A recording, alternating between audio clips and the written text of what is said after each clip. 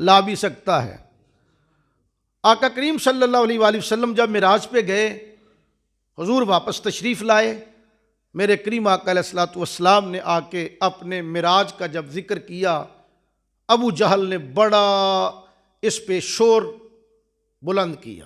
لوگ اکٹھے ہوئے تو لوگوں کے سامنے اس نے بطور مذاق آقا کریم کے معراج کا اس نے تذکرہ کیا۔ مالک نے فرمایا محبوب دیکھ، تو رات کو آیا تھا، چھپ کے آیا تھا، تو تنہائی میں آیا تھا، میں نے بلایا اور تو آیا، تجھے کوئی نہیں دیکھ رہا تھا، اب تیرے معراج کا تذکرہ میں تیرے دشمن کے منہ سے نہ کرواؤں تو مجھے خدا نہ کہنا۔ ابو جہل میرے محبوب کے معراج کا چرچا کر رہا ہے، لوگوں کو اپنے ساتھ ملا رہا ہے۔ چلتے چلتے اس کی ملاقات ابو بکر صدیق سے ہو گئی۔ کہنے لگا ابو بکر، اگر کوئی بندہ کہے کہ میں راتوں رات آسمانوں کی سیر کر کے آیا ہوں تو تم مان جاؤ گے؟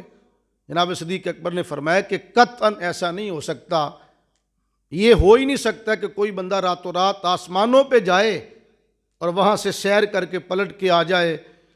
تو جب ابو جہل نے دیکھا کہ ابو بکر تو میرا ہم نوا بننے والا ہے، اس نے بڑی پھرتی کے ساتھ، چابک دستی کے ساتھ پینترا بدلا، کہنے لگا کہ یہ بات تیرے یار محمد نے کہی ہے۔